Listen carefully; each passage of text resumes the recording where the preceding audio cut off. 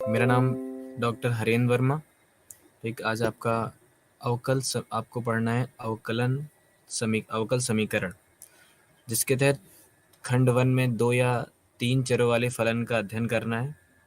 इसमें से इस खंड के 3 यूनिट आप लोग पढ़ चुके हैं, यूनिट फर्स्ट, सेकंड और थर्ड। आज हम लोग यूनिट 4 पढ़ेंगे। यूनिट 4 हमारी है उच्चतर कोटि के आंशिक अवकलज, मतलब हायर डिग्री के जो हमारे पार्शियल डेरिवेटिव्स पढ़ना है, जिसके लिए ये हमारी इंट्रोडक्शन दिया हुआ है, प्रस्तावना। तो इसमें क्या बोला गया है कि हमारा कोई फंक्शन है, फंक्शन फलन, जब 2 या 2 से अधिक चरों पर डिपेंड करता है तो उसका हम अवकल समीकरण कैसे देखते हैं। ठीक है, तो अगर हम इसको अपने रियल लाइफ प्रॉब्लम में देखें तो हम मॉल जाते हैं या फिर रेलवे स्टेशन जाते हैं तो एक्सीलेटर लगे होते हैं। अगर एक्सीलेटर दो तरह से होते हैं, एक अपवर्ड एक डाउनवर्ड। अगर हम अपवर्ड पे जाते हैं तो हमें सिर्फ और सिर्फ उस पर स्ट्रिक खड़े हो जाना है और हम ऊपर पहुंच जाते हैं। ठीक है, मतलब कि सिर्फ और सिर्फ एक्सीलेटर की स्पीड डिपेंड करती है कि कितनी जल्दी हम एक फ्लोर से दूसरे फ्लोर पे पहुंचेंगे। बट अगर सिर्फ एक सिंगल एक्सीलेटर लगा हुआ है और वो डाउन साइड आ रहा है, अप साइड से डाउन साइड, और हमको डाउन साइड से अप साइड जाना है, मतलब हमको ग्राउंड फ्लोर से फर्स्ट फ्लोर पे जाना है, और एक्सीलेटर हमारा फर्स्ट फ्लोर से ग्राउंड फ्लोर की ओर आ रहा है, तो उस केस में हमें दो तरह से ऊपर जाने के लिए हमें दो कार्य करने पड़ेंगे। एक तो एक्सीलेटर तो अपना स्पीड से नीचे आ रहा है, अगर हम एक्सीलेटर से ज़्यादा स्पीड से नीचे से ऊपर की ओर चलेंगे तभी हम ऊपर पहुंच पाएंगे। तो इससे हमें क्या पता चलता है कि यहाँ पर जो फंक्शन हमारा हमें छत पे पहुंचना है, दो पे डिपेंड करता है, एक तो एक्सीलेटर की स्पीड पर और एक हमारी स्पीड पर। अगर हमारी स्पीड ज़्यादा होगी तो हम ऊपर पहुंच पाएंगे, नहीं ज़्यादा होगी तो हम फर्स्ट फ्लोर पे नहीं पहुंच पाएंगे। इसी तरह की प्रॉब्लम्स के अध्ययन करने के लिए हम लोग अवकलज समीकरण का जो आंशिक अवकलज समीकरण पढ़ते हैं।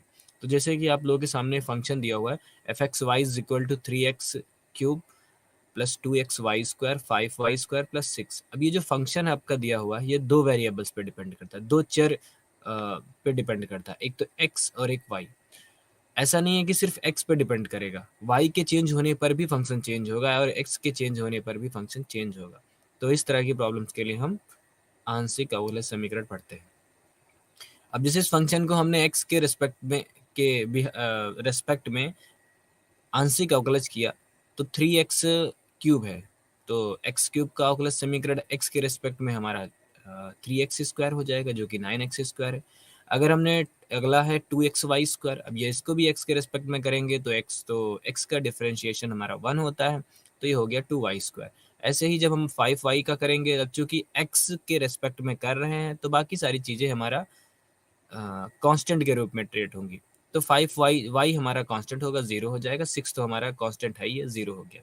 अब इसी तरह से अगर हमने कहा कि हम जो फंक्शन है इसको y के रेस्पेक्ट में पार्शियली डिफरेंशिएट करेंगे, तो पार्शियली डिफरेंशिएट मतलब आंशिक अवकलज करने का मतलब ये होता है कि जिसके रेस्पेक्ट में कर रहे हैं सिर्फ उसी को अवकलज करेंगे, उसके अलावा कोई भी वेरिएबल होगा उसे हम कांस्टेंट मान लेंगे। तो यहाँ पे 3x³ को जब हम y के रेस्पेक्ट में करेंगे तो एक 3x³ में y का कोई फंक्शन टर्म है नहीं, उस केस में ये हमारा 0 हो जाएगा। दूसरा 2xy² है, यहाँ पे y का है तो y को हम जब डिफरेंशिएट करेंगे तो होगा 4y और टोटल हो जाएगा 4xy। अगला है 5y², जब हम 5y² को अवकलित करेंगे तो आएगा 10y प्लस 6 को जब अवकलित करेंगे तो 0 आएगा। तो ये हमारा हो गया फर्स्ट आंशिक अवकलज एफ एक्स, मतलब del F by del X and F Y. जो ये एफ सफिक्स में एक्स लिखा हुआ है, इसका मतलब होता है कि हम एफ को एक्स के रेस्पेक्ट में डिफरेंशिएट कर रहे हैं, आंसलिक आंशिक। ठीक है, ऐसे ही वाई का मतलब है।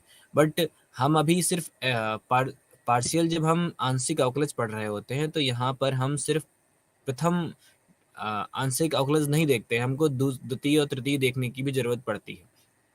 जैसा कि आपको बताया गया है कि द्वितीय कोटि के आंशिक अवकलज महत्वपूर्ण है, वे भौतिक अनुप्रयोगों में जैसे उष्मा प्रवाह की समीकरण लिखने में, ध्वनि और जल तरंगों की समीकरण लिखने में यूज किए जाते हैं। ठीक है, अब ये देखिए उच्चतर कोटि के आंशिक अवकलज। अब यहाँ पर भी हमने एक फंक्शन लिख रखा है F x Y is equal to, वही पुराना वाला फंक्शन है। इसका जब एक्स के रेस्पेक्ट में हमने आंशिक अवकलज निकाला तो हमारा आया 9x² प्लस 2y²। वाई के रेस्पेक्ट में भी हम पीछे निकाल चुके हैं, तो हमारा आया था 4xy प्लस 10 वाइस। ओके, अब ये हमारा क्या है कि हम लोग जब इससे पहले वाले यूनिट में हमने पढ़ा था कि अवकलज क्या होता है। आंशिक अवकलज सिर्फ अवकलज जब हमने पढ़ा था तो वहाँ पे एक वेरिएबल होता था, जो फंक्शन होता था वो x पे डिपेंड करता था। उस केस में limit s tending to 0 f a plus H comma f और वो पॉइंट अपान एच, ये होता था। बट यहाँ पर हमारा जो फंक्शन है वो एक से ज़्यादा अवकलज पर डिपेंड कर रहा है। हम प्रथम अवकलज एफ एक्स एफ वाई निकाल चुके हैं। अब हमको द्वितीय अवकलज निकालने के लिए उसी अवकलज जो अवकलज निकाल चुके हैं उसका दोबारा से अवकलन करना पड़ता है। ठीक है, तो यहाँ पे है, अगर हम ये आपको दिया है एफ एक्स एक्स का मतलब है इस फंक्शन का पार्शली दो बार हमने अवकलज किया है, वो भी एक्स के रेस्पेक्ट में। ठीक, तो limit S tending to 0 X, अब एक्स के रिस्पेक्ट में ही कर रहे हैं तो X A plus H comma B, हमने जिस पॉइंट पे कर रहे हैं ए कामा बी, ये हमारा हो गया। अब अगर हमने कहा कि हमें वाई के रेस्पेक्ट में करना है, वाई के रेस्पेक्ट में करने का मतलब है हमने ए में चेंजेस लिया था, एक्स में चेंजेस एक्स प्लस एच था और वाई में वाई प्लस के था।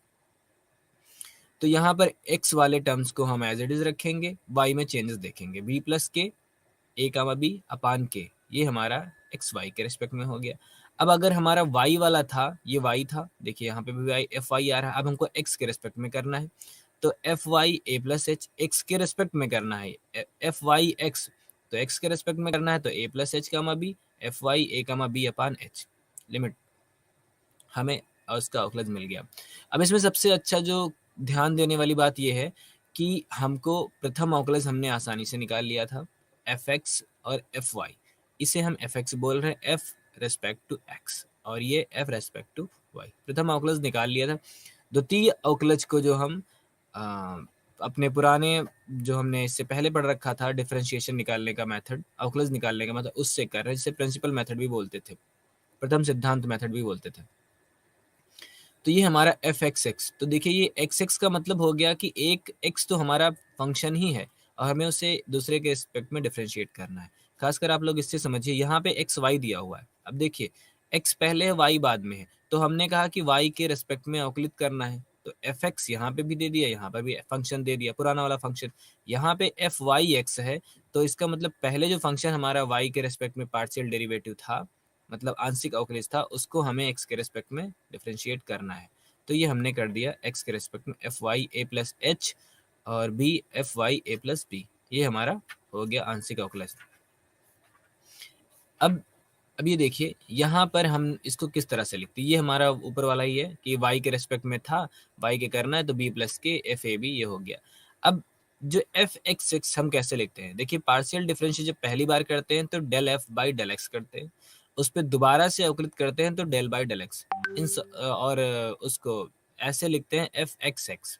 इसी तरह से देखिए एफ एक्स वाई है, तो x पहले है, मतलब एक बार हमको x के रेस्पेक्ट में अवकलित कर चुके हैं। y जो बाहर लगा हुआ है, मतलब दोबारा हमें उसको उसी फंक्शन को y के रेस्पेक्ट में आंशिक अवकलित करना है। अब यहाँ पे एफ वाई वाई, तो फंक्शन को दो बार y के रेस्पेक्ट में डिफरेंशिएट अवकलित करना है। यहाँ पर एफ वाई एक्स है, मतलब पहले तो हम y के रेस्पेक्ट में कर चुके हैं del F by del Y, अब हम करेंगे x के रेस्पेक्ट में डेल बाई डेल एक्स, ये हो गया। अब ये तो हमारा एक्स वाई ये हो गया। अब हमको किसी पॉइंट पे अगर देखना है, ये तो हमारा फंक्शन का अवकलन हो गया। अब किसी पॉइंट पे देखना, जैसे कि यहाँ पे लिखा है del two F by del x square A comma B. अब इसी फंक्शन को जो एफ एक्स एक्स लिखते थे उसको हम लिख देते हैं del two F upon del x square, ठीक है, ना कि डेल स्क्वायर एक्स स्क्वायर नहीं लिखते हैं। जो लिखने का तरीका है वो del two F upon del x square, ये देखिए, ठीक है। तो ये अब इस पॉइंट पे निकालना है ए कामा बी। ऐसे ही जब हम इसका निकालेंगे तो ये हो गया del two F upon del x square A comma b, f x x a comma b, ठीक है। अब देखिए यहाँ पे del two F upon del x del y है। अब इस फंक्शन को अगर हम देखें तो एफ एक्स वाई को, तो del two F upon del Y del X है, या डेल एक्स डेल वाई, तो डेल एक्स डेल वाई को भी उसी पॉइंट पे हम ऐसे ही निकालेंगे, ठीक। अब ये हमारा एक क्वेश्चन है, बोला गया यू फंक्शन जो है वो एक्स वाई का है। फलन को हम फंक्शन ही पढ़ते हैं। यू इज इक्वल, यू जो फंक्शन है वो एक्स वाई पे डिपेंड करता है। X cube plus Y cube plus 3a X Y के द्वितीय कोटि के सभी आंशिक अवकलज ज्ञात किए। अब देखिए द्वितीय कोटि का मतलब ये था, हमने पहले कोटि का निकाला तो वो हो गया del F by del x.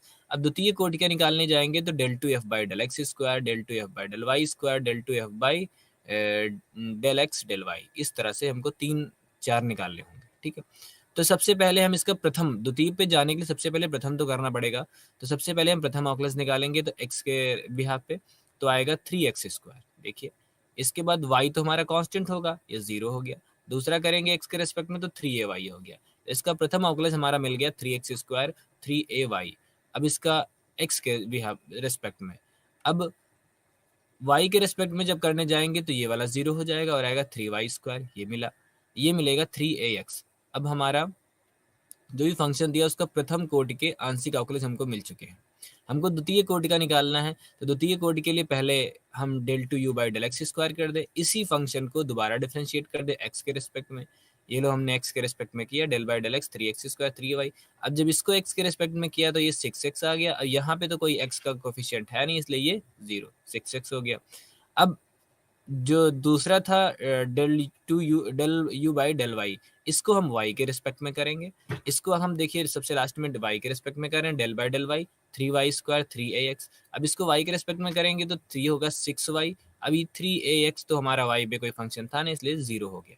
ठीक, ये हो गया। इसी को del you by del x को x और इसको y से कर लिया।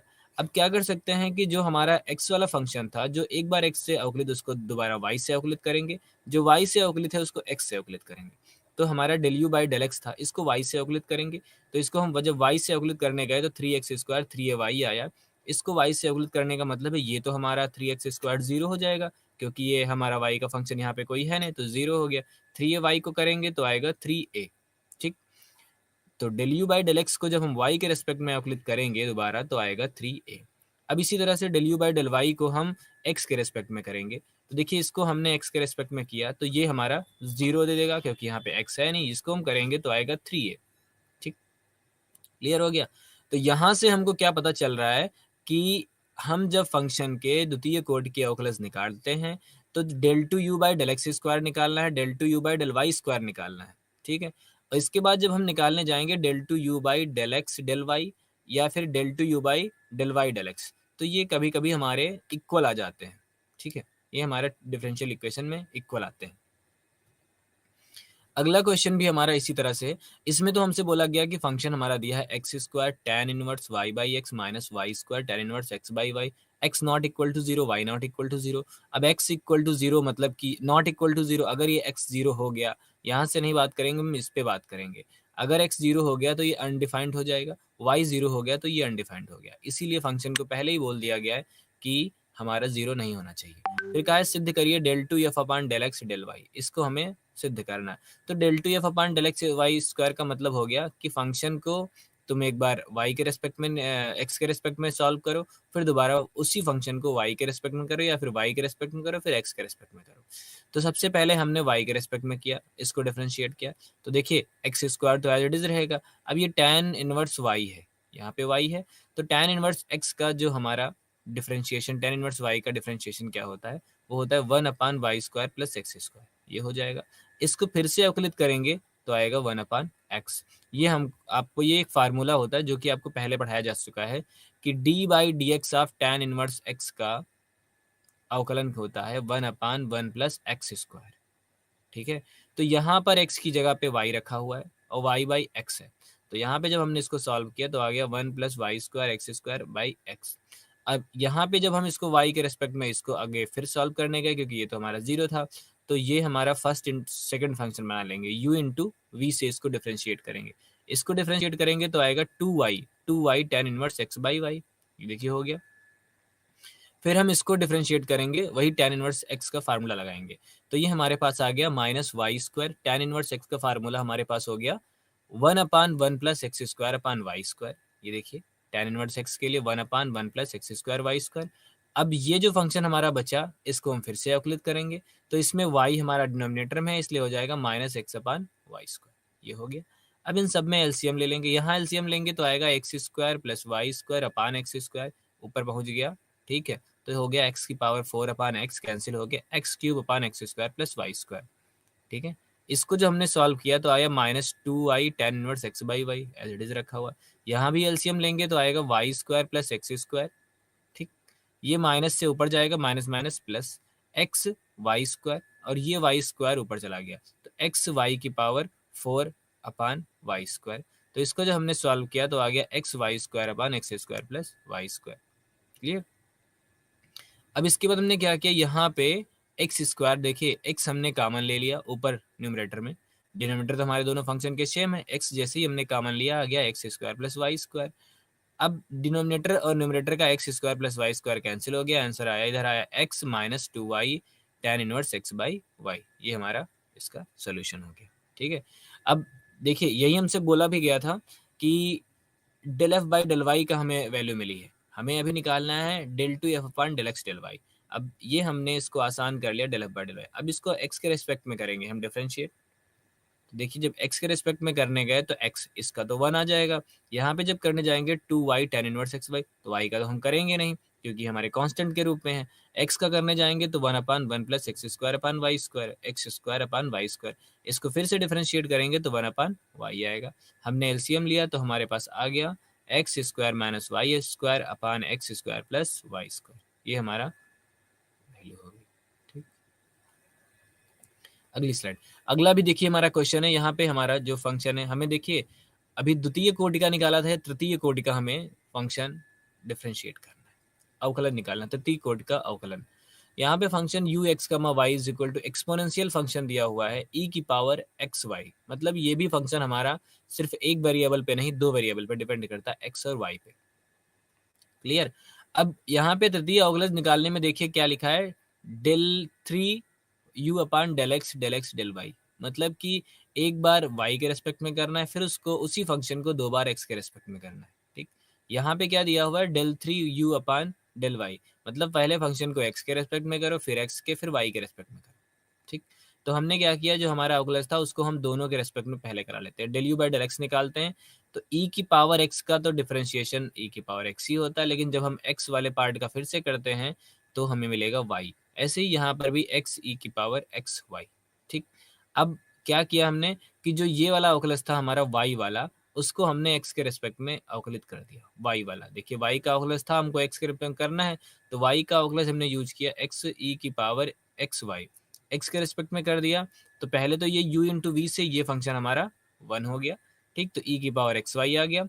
अब ये जब दोबारा करने जाएंगे तो u एज इट इज रहेगा, e की पावर एक्स वाई का किया जाएगा। तो जब e की पावर एक्स वाई का करेंगे डिफरेंशिएशन x के रेस्पेक्ट में तो वो भी ऐसे ही रहेगा, बट हम जो कि पार्शियल कर रहे हैं तो अब ये ऊपर एक्स वाई है, इसको भी हम x के रेस्पेक्ट में डिफरेंशिएट करेंगे, e की पावर वाला फंक्शन, तो ये आएगा y। तो ये आ गया एक्स वाई ई की पावर एक्स वाई।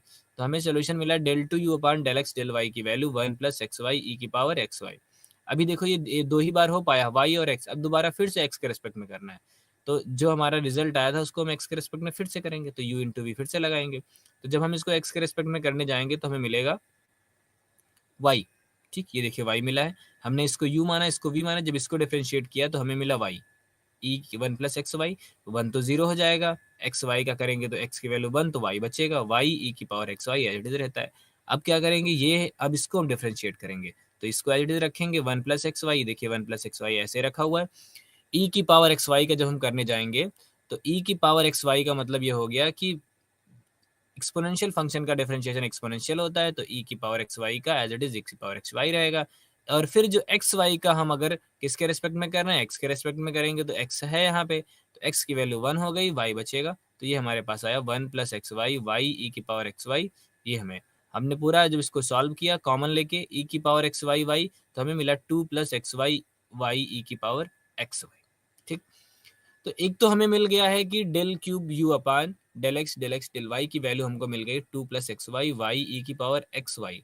अगर अब हम इसको डिफरेंशिएट करें और यहाँ से भी यही मिले तो इसका मतलब जो रिजल्ट है वो हम शो कर पाएंगे कि ये सत्य है। तो डेल इसका हम एक्स के रेस्पेक्ट में पहले निकाल चुके हैं, देखिए del you by del x को वाई ई की पावर एक्स वाई, इसको दोबारा एक्स के रेस्पेक्ट में कर देते हैं। अब हम जब दोबारा एक्स के रेस्पेक्ट में करने गए तो चूंकि ये तो हमारा कांस्टेंट वाई ई की पावर एक्स वाई, वाई तो हमारा कांस्टेंट मल्टीप्लाई है, अगर हम एक्स के रेस्पेक्ट में कर रहे हैं तो ये वाई हमारा कांस्टेंट के रूप में रहेगा, कोई छेड़खानी नहीं करेंगे, वाई एज इट इज रहेगा। ई की पावर एक्स वाई का जब करने जाएंगे तो ई की पावर एक्स का डिफरेंशिएशन ई की पावर एक्स होता है, और एक्स वाई में जब करने जाएंगे तो ये हमारा एक्स के रेस्पेक्ट में हम कर रहे हैं तो वाई आएगा। ये हो गया वाई स्क्वायर ई की पावर एक्स वाई। अब ये जो फंक्शन है हमारा अब देखिए डेल टू यू एक्स डेक्स हो गया, अब वाई के रेस्पेक्ट में करना है। अब इस पूरे फंक्शन को हम वाई के रेस्पेक्ट में करेंगे ये। अब देखिए del three u upon del x Y के रेस्पेक्ट में करने गए तो वाई स्क्वायर ई की पावर एक्स वाई। अब यू का पहले करेंगे डिफरेंस, यू इंटू वी यहाँ भी लगाएंगे, यू का करेंगे तो आएगा टू वाई ई की पावर एक्स वाई। ओके, ये हो गया। अब हम इसको u को एज इट इज रखेंगे, v को रिप्रेजेंट करेंगे तो वाई स्क्वायर ई की पावर एक्स ई की पावर एक्स वाई, क्योंकि e की पावर x का तो e की पावर x होता है, और इसको करेंगे तो x e की पावर एक्स वाई। कॉमन ले लिया y e की पावर एक्स वाई, कॉमन ले लिया y e की पावर एक्स वाई कॉमन ले लिया तो आया 2 प्लस एक्स वाई। ठीक, और हमारा प्रीवियस रिजल्ट भी कुछ ऐसा ही आ रहा है, 2 plus x y y e की पावर एक्स वाई। तो इसका मतलब दोनों रिजल्ट हमारे ट्रू है। ठीक, ये दोनों रिजल्ट हमारे ट्रू हैं। अब अगला क्वेश्चन हमारा है कि जांच कीजिए कि द्वितीय कोटि के आंशिक अवकलजों के अस्तित्व हैं या नहीं। ठीक, कहने का मतलब ये है कि आंशिक द्वितीय कोटि के, प्रथम कोटि के नहीं, द्वितीय कोटि के आंशिक अवकलज का अस्तित्व है या नहीं है। इसका मतलब ये है कि जब हम आंशिक अवकलज निकालते हैं एफ एक्स, तो ये प्रथम कोटि का हो गया, एफ वाई भी प्रथम कोटि का हो गया, f x x f x y x जो हम निकालते हैं, इनका अस्तित्व है या नहीं है। अस्तित्व होने न होने से मतलब ये कि ये पार्शियली डिफरेंशिएबल हैं या नहीं है। ठीक, तो देखिए हम यहाँ पे अगर हमने सबसे पहले इसका हम ऐसे ही फंक्शन निकालें, पहला पार्शियल डेरिवेटिव एफ एक्स का, मतलब कि प्रथम अवकलित समीकरण। तो देखिए यहाँ पे एक्स वाई दिया हुआ है, हम पुराना मेथड लगाए, प्रिंसिपल मेथड।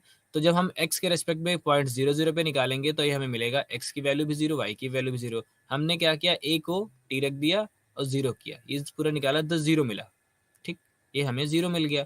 तो एफ एक्स की वैल्यू मिल गई h प्लस टी 0 h। ये हम लोगों को पहले पढ़ाया जा चुका है, हम पहले सेक्शन में, ठीक, जब हम अवकलज पढ़ रहे थे। ठीक, बिल्कुल वैसे ही प्रथम सिद्धांत पे ये हमें 0 मिल गया। अब ये हमें 0 मिला, इसको हमने कहा हम दोबारा करेंगे, एफ एक्स एच कामा 0 की वैल्यू हमें 0 मिली है। ठीक है ना, एफ एक्स एच कामा 0 की वैल्यू, एफ एक्स 0 कामा 0 की वैल्यू 0 मिली ही थी, एक्स एच कामा 0 की वैल्यू भी हमको 0 मिल गई। जब हम एक्स एक्स निकाले जाएंगे तो एफ एक्स एच कामा 0 एफ एक्स 0 0 पे निकालेंगे तो ये भी हमें 0 मिल गई। क्लियर, मतलब अब देखिए एफ एक्स जो हमारा है प्रथम डेरिवेटिव है, प्रथम अवकलित प्रथम कोटि का आंशिक अवकलज है एक्स के रेस्पेक्ट में। ठीक, जिसकी वैल्यू हमने एच कामा 0 पे निकाली और 0 कामा 0 पे तो हमें पूरा जो डिफरेंस मिला वो 0 मिला। इस फार्मूले को मैं अभी सबसे पहले बता चुका हूँ कि हम एफ एक्स एक्स कैसे पढ़ते हैं। ठीक, अब जब हम एक्स एक्स निकाल लिए हैं तो ये हमें 0 मिल गया, और इन्होंने पूछा है कि अस्तित्व है या नहीं है। अब हम एक्स वाई का पढ़ने जाएंगे। जब हम एक्स वाई की जांच करने के लिए हमें देखना है कि क्या लिमिट एक्स 0 का मैच वाई का 0 का मैच अस्तित्व है या नहीं। ठीक, सबसे पहले तो अतः k की वैल्यू नॉट इक्वल टू 0, क्योंकि k की वैल्यू अगर 0 हो गई तो ये अनडिफाइंड हो जाएगा। तो 0 कामा k पे हम देखते हैं। ठीक, तो एफ एक्स देखते हैं, 0 कामा k पे लिमिट आ गई एफ टी कामा k और 0 कामा k। तो देखिए अब 0 कामा k, अब 0 कामा k पे हमने t कामा k और 0 कामा k देखा। ठीक, तो हमारा फंक्शन क्या था, ये देखिए x की वैल्यू t और y की value k, T square k square. ठीक, कोई 0 नहीं हो रहा है, अगर x कोई एक भी 0 होता तो ये पूरा 0 हो जाता x और y में, लेकिन अभी कोई 0 हो नहीं रहा है। तो यहाँ पे t और k की वजह से टी के स्क्वायर, लेकिन अगले फंक्शन में 0 कामा k पे ये 0 हो जाएगा। तो हमें मिला टी के स्क्वायर अपन टी स्क्वायर के स्क्वायर। अब डिनोमिनेटर से अगर हमने टी स्क्वायर कॉमन ले लिया तो आ जाएगा के स्क्वायर अपन टी स्क्वायर। ठीक, के स्क्वायर अपन टी स्क्वायर, और टी अंडर रूट के बाहर तो टी टी कैंसिल हो जाएगा 1 अपन टी। तो अब इसको हमने सॉल्व कर लिया के स्क्वायर अपन टी, और वैसे भी हमारा टी कैंसिल हो रहा है, हमें अंदर से लेने की कॉमन जरूरत नहीं, तो के स्क्वायर अपन टी स्क्वायर ये। अब टी की लिमिट हम 0 रखेंगे तो मिलेगा के स्क्वायर अपन अंडर रूट के स्क्वायर, के स्क्वायर अपन अंडर रूट के स्क्वायर। अंडर रूट के स्क्वायर को हम मॉड के बोलते हैं, तो इसको और सॉल्व करेंगे तो आएगा अंडर रूट के स्क्वायर, और अंडर रूट को हम मॉड के बोलते हैं। ये हमें किसकी वैल्यू मिली है, ये हमें वैल्यू मिली है, किसकी है ये, एफ एक्स 0 कामा की, मतलब कि प्रथम अवकलित गुणांक की, जो कि 0 कामा के पे हमने निकाला है, तो उसकी वैल्यू मॉड के मिली है। ठीक है, इसकी वैल्यू मॉड के मिल गई। अब अगर हम 0 0 पे निकाल चुके हैं पहले ही, तो ये 0 मिलेगी, और मॉड के बाई के। ठीक, तो ये हमें मिल गया limit h tending to 0 mod के बाई, जिसका अस्तित्व नहीं है।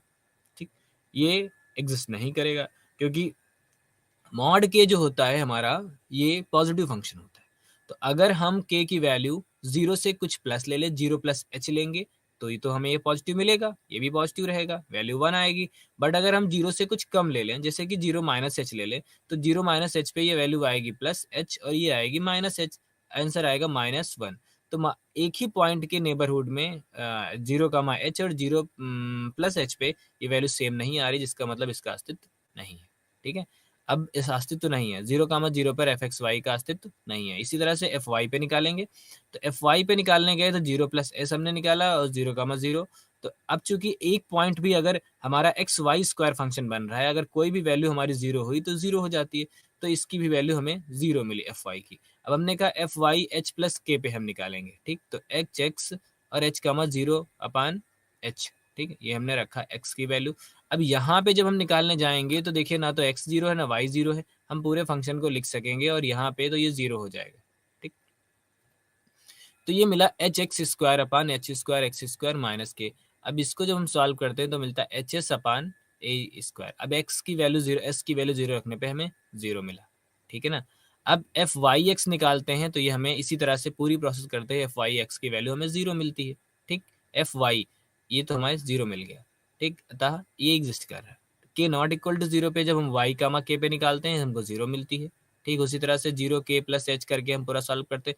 देखिए अगर ये दोनों हमारे इसी जो हमारा पर्टिकुलर फंक्शन दिया है, इस फंक्शन को देखें, अगर दोनों कांस्टेंट जो हमारी वेरिएबल एक्स और वाई हमने ले रखे हैं, दोनों दिए होंगे तभी नॉन जीरो बनेंगे। कोई एक जीरो हुआ तो जीरो हो जाएगा। अब देखिए ये भी जीरो और ये नॉन जीरो, ये जीरो ये नॉन जीरो, तो ये ओवरऑल वैल्यू हमारी जीरो मिल रही है।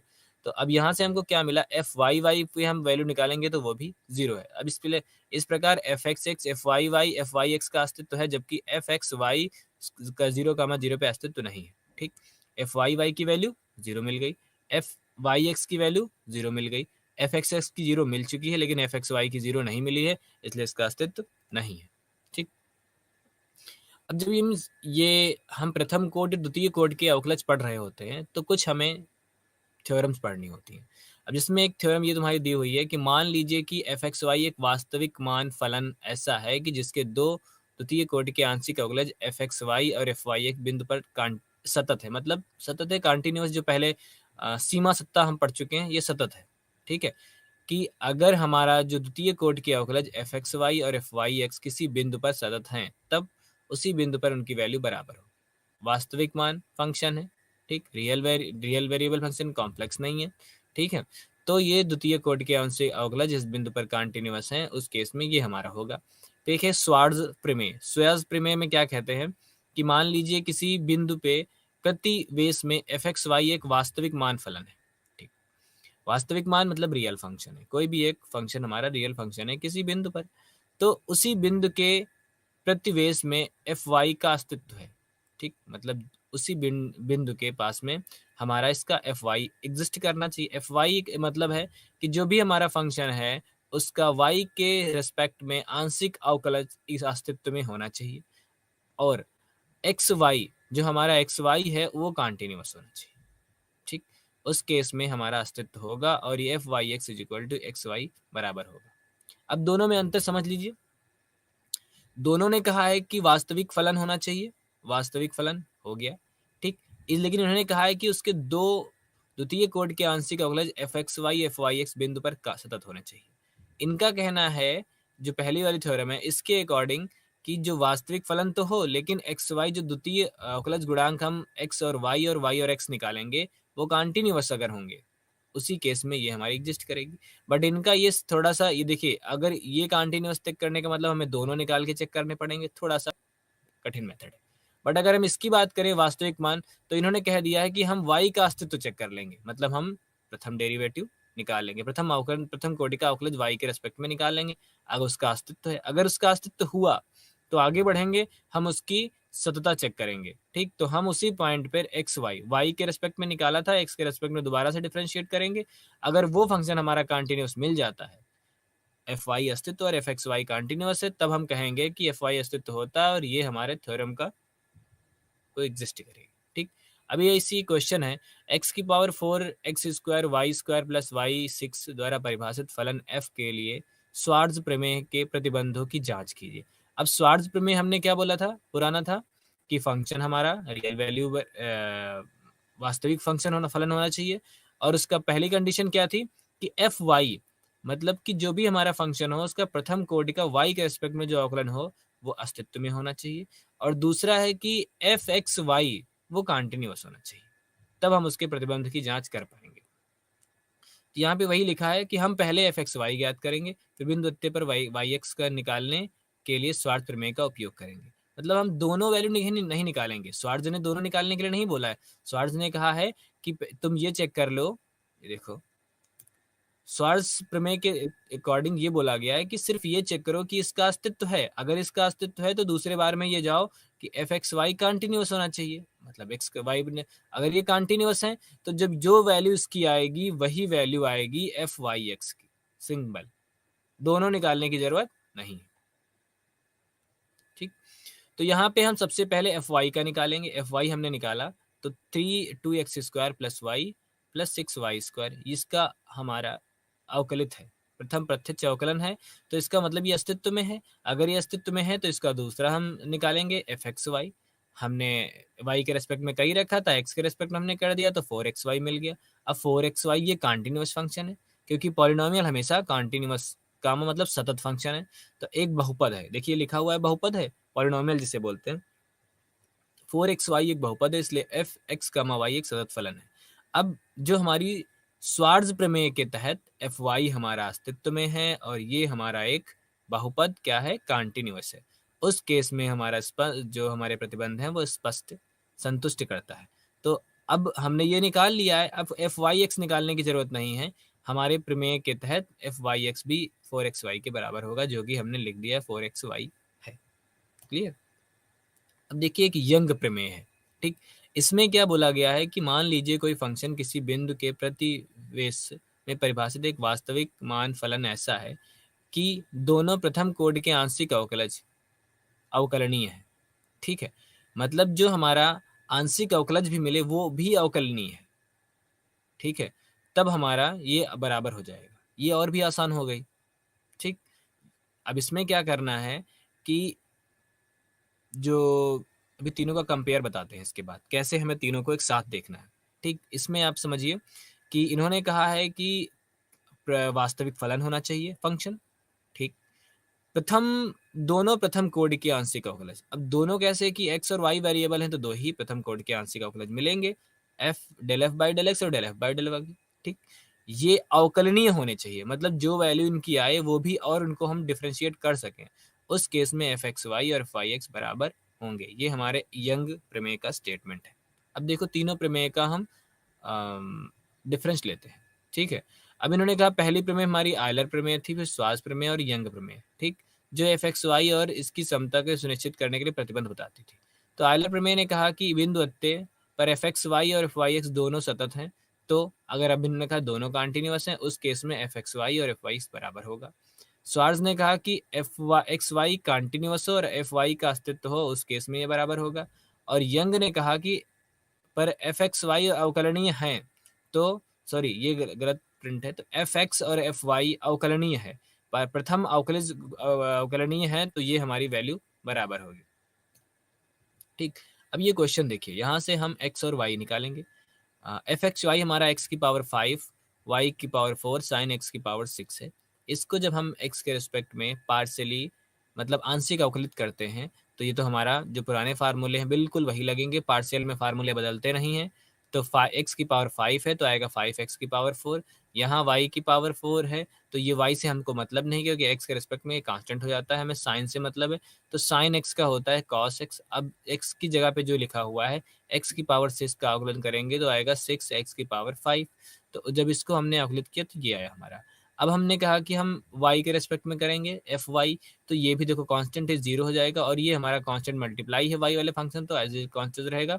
y के रेस्पेक्ट में करेंगे तो 4y³ 4y³, क्योंकि x की पावर n का डिफरेंशिएशन क्या होता है, अवकलन n x की पावर n-1, तो 4y³ sin x³ 6। ठीक है, अब ये हमारा प्रथम अवकलित, दो हमारे प्रथम अवकलित गुणांक होते हैं एफ एक्स और एफ वाई, हमने निकाल दिए। अब हमको द्वितीय अवकलन गुणांक निकालना है, x को x के रेस्पेक्ट में करेंगे, तो जब इसको x के रेस्पेक्ट में डिफरेंशिएट करेंगे तो आएगा 20x³ मिल गया। इसको फिर से करेंगे तो आएगा 30x की पावर 4, 30x की पावर 4, बाकी सारा कांस्टेंट रहेगा, y की पावर ये थी। अब जब हम इसको, चूंकि ये हमारा कांस्टेंट है तो ये हमारा तो जीरो रहेगा, वाई के एक्स के रिस्पेक्ट में करें तो ये हमारा जीरो रहेगा। हमें कॉस पे करना है, तो कॉस एक्स का डिफरेंशिएशन होता है माइनस साइन एक्स, जो कि हो गया माइनस साइन एक्स की पावर 6। अब हम एक्स के रेस्पेक्ट में कर रहे हैं तो ये आएगा 6x की पावर 5, 6x की पावर 5, तो हमारा 6, तो ये हो गया 36 एक्स की पावर 10, ठीक, क्योंकि ये हमारा 30x की पावर 10 ये हो गया। अब अगर मैंने कहा कि इसको y के रेस्पेक्ट में करना है, एफ वाई एक्स, ठीक है, f y x, sorry y वाले को x के रेस्पेक्ट में करना है। अगर हमने y को x के रेस्पेक्ट में कराया तो हो गया 4y³ cos x की पावर 6, 4y³ cos x की पावर 6। अब हमने जब इसको x के रेस्पेक्ट में किया तो आया 6x की पावर 5, तो वो भी तो रहेगा, तो ये हो गया 34x की पावर 5 y³, और ये ठीक। अब इसकी वैल्यू अगर हम यहाँ से भी निकालें तो हमारा इक्वल आएगा, ठीक, तो ये y की वैल्यू हमें मिल गई एफ वाई के रेस्पेक्ट में। इसी तरह से अगला फंक्शन है, यहाँ पर भी हम पहले एक्स के रेस्पेक्ट में डिफरेंशिएट करेंगे पार्शियली।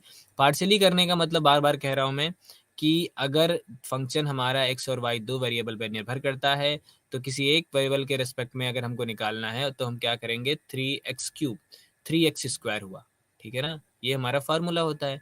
और वाई हमारा कांस्टेंट रहेगा हम जब एक्स के रेस्पेक्ट में करेंगे, तो यहाँ पर भी हमारा एक्स के रेस्पेक्ट में कर रहे हैं, y as it is constant बाहर आ रहा है। लेकिन अगर हम y के रेस्पेक्ट में करेंगे तो x हमारा कांस्टेंट होगा। अब देखिए अगला हमने del f by del y के रेस्पेक्ट में किया तो x हमारा constant x³ as it is रहा। यहाँ से करेंगे e की पावर x y स्क्वायर, ये 2xy आ गया, e की पावर x y स्क्वायर जब हमने किया 2xy e की पावर xy आ गया। ऐसे ही ऊपर वाले फंक्शन को हमने y और नीचे वाले को x के रेस्पेक्ट में डिफरेंशिएट किया, दोनों हमारे बराबर आ गए, ठीक। अगला फंक्शन भी हमारा इसी तरह से है कि F x square minus x की वैल्यू नॉट जीरो है तो y के रेस्पेक्ट में किया, ठीक। अब देखिए यहाँ से भी हम कौन सी श्वास प्रमेय का प्रूफ बता सकते हैं, एफ वाई, ठीक, एफ वाई की वैल्यू हमने निकाली 4x² वाई, तो ये अस्तित्व में है। सबसे पहले देखना होता है क्या एग्जिस्ट करती, क्योंकि x की नॉट और y की वैल्यू जीरो नहीं है, तो अगर ये जीरो नहीं, अगर जीरो होती तो अस्तित्व में नहीं होता, बट ये जीरो नहीं है, उसके अलावा कोई भी वैल्यू होगी तो उसके लिए अस्तित्व में रहेगा, ये अस्तित्व में है।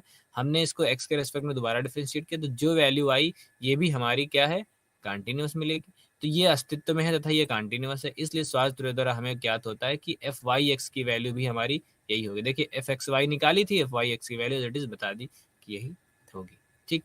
अब हम आगे आते हैं श्रृंखला नियम और उसके फलन, यूनिट 5 श्रृंखला नियम और उसके फलन। अब श्रृंखला नियम में हमें क्या पढ़ना है कि अभी तक तो हम पढ़ते थे कि कोई फंक्शन है वो दो वेरिएबल पे निर्भर करता है, दो चर या दो से अधिक चरों पे निर्भर करता है, बट अगर वो जो चर हैं वो किसी और पे भी निर्भर करे, समझिए ऐसे बात को, कि अगर कोई फंक्शन है वो दो चरों पे निर्भर करता है, जैसे f है वो एक्स वाई पर निर्भर करता था, ठीक है, बट अगर x समय पर निर्भर करने लगे, t पे निर्भर करे और y भी t पे निर्भर करे, मतलब कि फंक्शन हमारा जो दिया हुआ है वो दो वेरिएबल पे निर्भर करता है और वो वेरिएबल भी किसी पर पे निर्भर करेंगे, उस केस में हमारी आएगी, हम पढ़ेंगे क्या नाम बोलते, श्रृंखला नियम, ठीक, जिसे हम कंपोजिट फंक्शन भी बोलते हैं। तो देखिए यहाँ पे समझाया गया है कि इस इकाई में हम दो या तीन चरों वाले फलनों के आंशिक अवकलज को ज्ञात करने के लिए श्रृंखला नियम का अध्ययन करेंगे।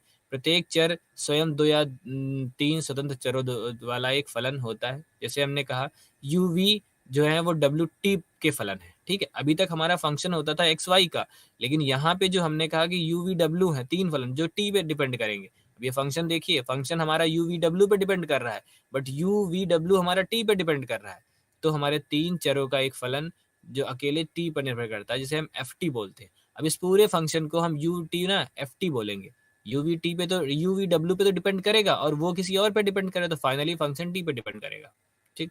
तो इसको हम संपूर्ण अवकलज निकालेंगे। हम उस केस में हम टोटल डेरिवेटिव, संपूर्ण अवकलज को बोलते हैं टोटल डेरिवेटिव निकालेंगे f डैश t। अब श्रृंखला नियम के तहत अब देखिए यहाँ पे हमने कहा कि ये फंक्शन हमारा जो है वो x पे डिपेंड करता है और x एक चर t y पे t पे डिपेंड करता है, x एक चर t पे डिपेंड करता है। अब x हमने gt पे डिपेंड करा दिया, क्योंकि जब हमारा y जो है वो x पे निर्भर करता है और x हमारा t पे निर्भर करता है। ध्यान से समझिए, y फंक्शन x पे निर्भर करता है तो y is equal to f x हो गया, x हमारा t पे निर्भर करता है तो y x is equal to g t हो गया। अब हमको फाइनली क्या टोटल डेरिवेटिव निकालना है, क्योंकि हम x को चेंज करने से y चेंज होता है, ये बात सही है इस फंक्शन से, बट ये भी तो है कि x किसी और के चेंज होने पर भी चेंज होता है। तो इसका मतलब जो हमारा तीसरा फंक्शन है t, उस y हमारा टोटली उस पर डिपेंड करेगा, क्योंकि हम इसको तो चेंज करने जा रहे हैं लेकिन ये भी तो चेंज हो जाता है, तो ये चेंज होते ही x चेंज होगा, x चेंज होने से y चेंज होगा। तो हमने कहा y is equal to f t, function of f t कह दिया। अब एफ एक्स नहीं, सीधे एफ टी बोला। तो अब ये हो गया। अब अगर हम निकालेंगे t के रेस्पेक्ट में, इसका मतलब टोटल डेरिवेटिव निकालेंगे। अब देखिए डी वाई निकालेंगे, तो हमने कहा D Y by D T निकालेंगे, तो D Y by D T हो गया। अब D F by D T होगा, D F by D T. तो हम उसके लिए आएंगे D X D Y by D X, क्योंकि इसका निकालेंगे D Y by D X आएगा, और डी एक्स का निकालेंगे D x by D T, तो D Y by D T मिल जाएगा। दूसरे शब्दों में कहें कि अगर हमें इस तरह के फंक्शन का अवकलन निकालना है तो एफ डैश टी, पूरे फंक्शन का डेरिवेटिव क्या होगा, इसका डेरिवेटिव और इसका डेरिवेटिव, ठीक, का multiply, F dash G T G dash T. अब यहाँ पे देखिए हमारे पास क्या दिया हुआ है कि एक मैपिंग दी हुई फंक्शन की, कि वो आर स्क्वायर से आर पे। अब आर स्क्वायर का मतलब पता है आप लोगों को, प्लेन होता है। आर हमारा एक लाइन को डिनोट करता है, और आर स्क्वायर हमारा प्लेन को, मतलब जहाँ पे हम एक्स और वाई चीज़ों को पेयर में बात करते हैं। जैसे ये एक्स वाई दिया हुआ है, ये हमारा पेयर में दिया हुआ है, ठीक, और आर हमारा एक सिंगल वैल्यूड फंक्शन होता है। अब देखिए यहाँ पे, ठीक है ना, तो हमारा एफ एक्स वाई दिया हुआ है x square x Y plus Y square, और जी टी दिया हुआ है साइन टी जो कि आर से आर। अब देखिए जी टी साइन आर से आर, क्योंकि टी की एक ही वैल्यू रखनी है ना, 1 2 3 4 रखेंगे उसके रिगार्डिंग हमें साइन की भी एक ही वैल्यू मिलेगी, तो ये हमारा सिंगल वैल्यूड हो गया। अब हमें क्या निकालना है, गॉफ, जिसे हम पढ़ते हैं गॉफ, जी ओ एफ, ठीक, जी। अब एफ एक्स, तो हम क्या करेंगे, जी ओ एफ के केस में पहले जो हमारा एफ है वो एफ एक्स वाई लिखेंगे, ये हमारा आ जाएगा, ठीक। अब जो जी पे अप्लाई करेंगे, एफ एक्स वाई हो गया, ये हमारा जी वाला फंक्शन, जी वाला फंक्शन में अब देखिए जी यहाँ पे टी की जगह पे एफ एक्स वाई आ गया, टी की जगह पे जैसे ही एफ एक्स वाई आएगा तो टी को हम रिप्लेस कर देंगे इससे, तो sine of x square x Y plus Y square द्वारा परिभाषित फलन, तो जिसे हम आर स्क्वायर बाई आर का फलन बोलते हैं। इसी दूसरी कंडीशन है कि आर स्क्वायर से आर पे अगर फाई एक्स वाई हमारा एक्स की पावर वाई और वाई की पावर एक्स पर विचार कीजिए, आर स्क्वायर से आर तक फलन जी टी भी है, जिसे हम साइन टी कॉस, देखो अभी यहाँ पे आर स्क्वायर का फलन हो गया तो जी टी का साइन टी का टेन टी हो गया जी टी, है ना। अभी यहाँ देखो, यहाँ पर पेयर में है मतलब आर स्क्वायर है, यहाँ पे सिंगल एक वैल्यू है मतलब आर है, मैपिंग आर स्क्वायर से आर में है। यहाँ पर भी मैपिंग हमारी जी टी है, ये आर स्क्वायर से आर में है। तो देखिए फाई हमारा साइन टी का कॉस टी हमने लिया, तो साइन टी की पावर टेन टी और टेन टी की पावर साइन टी हमारा हो गया इस नियम के तहत, ठीक।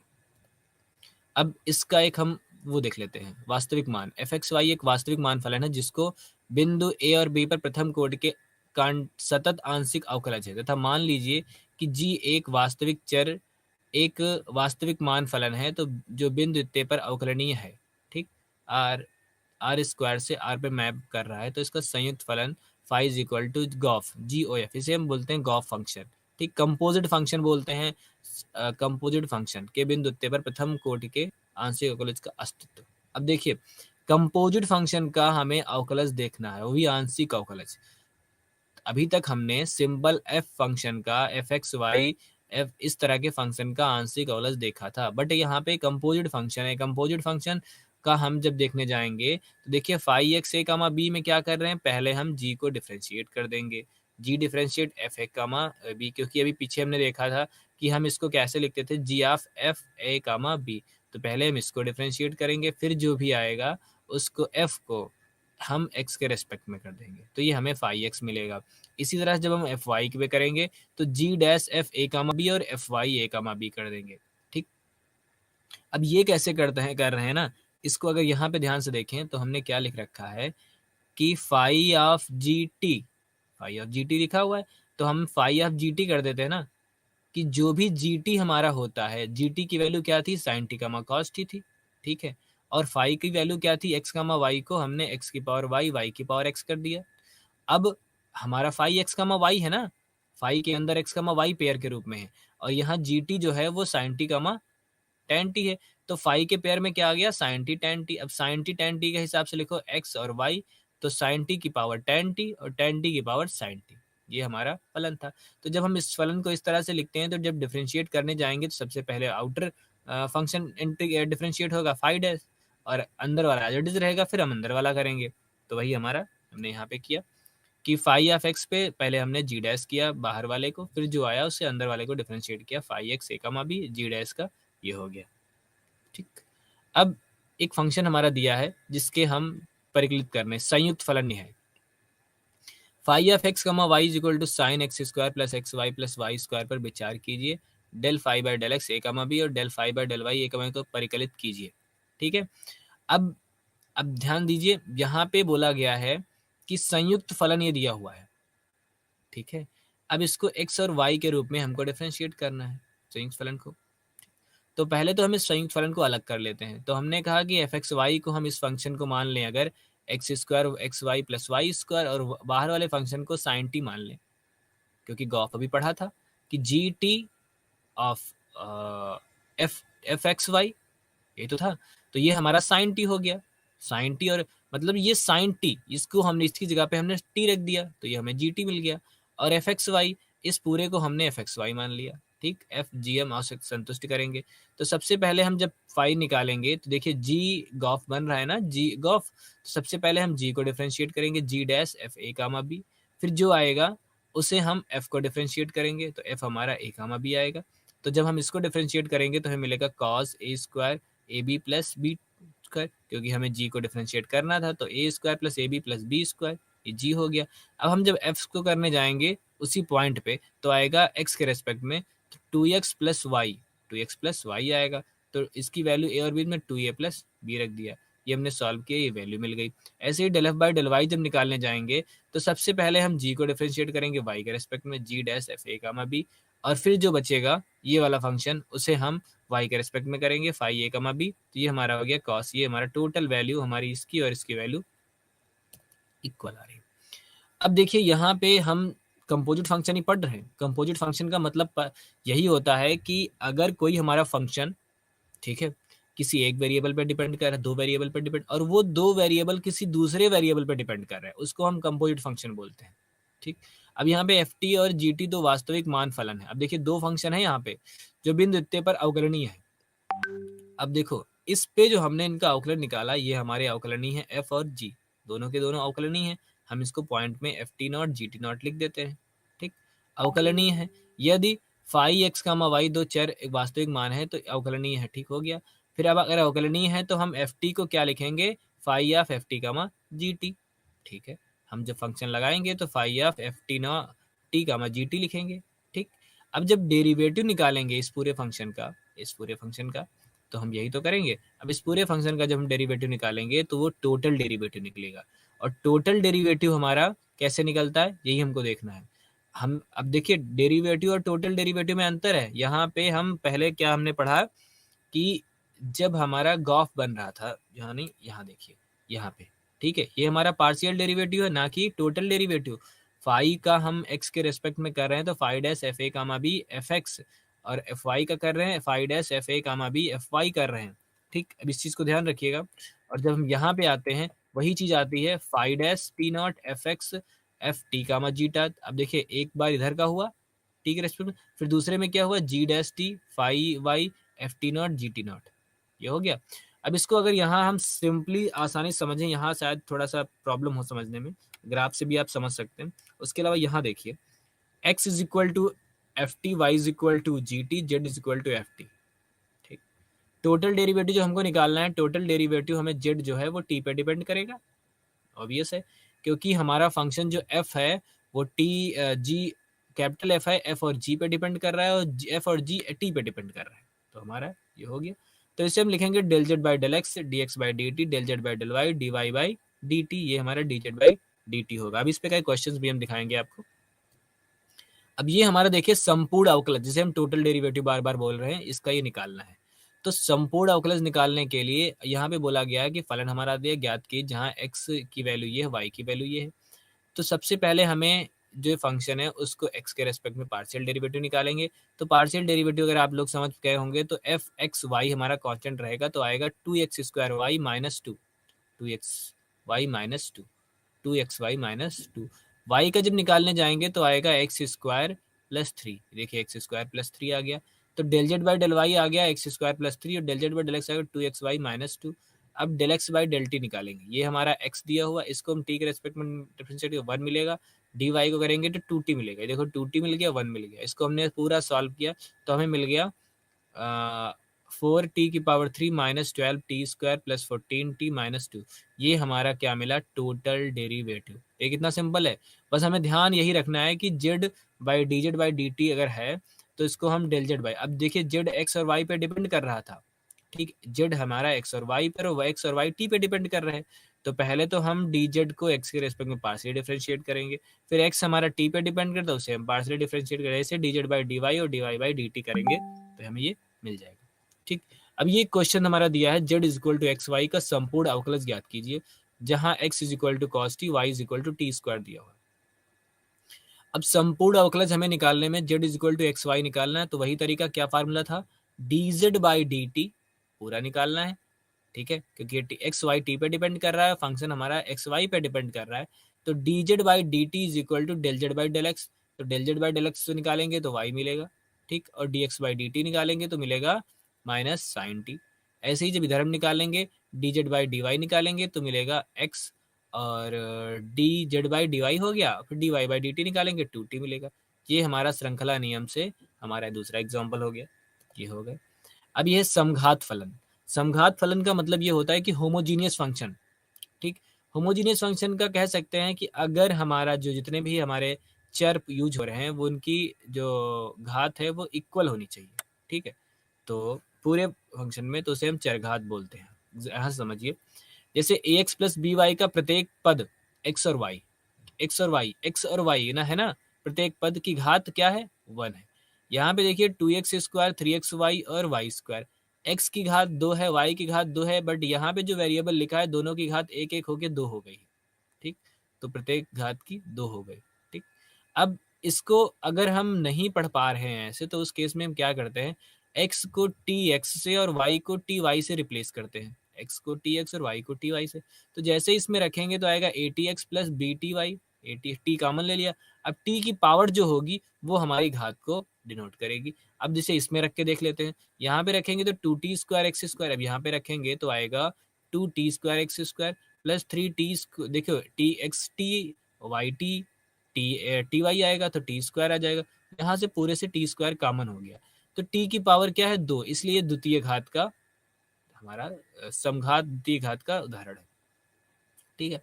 ऐसे ही हम इसका व्यापक रूप में हम लिखते हैं, अगर कोई पॉलिनोमियल बहुपद जिसे हम बोलते हैं एक्स वाई है, तो एक्स और वाई की जो पावर होंगी वो ऐड की जाएंगी, वही हमारी क्या होगी, यहाँ समीशन देखिए, summation of lambda plus mu is equal to h, यही हमारा घात को बताएगा, ठीक, एक्स वाई के घात एच का सबसे अधिक व्यापक बहुपद, ठीक।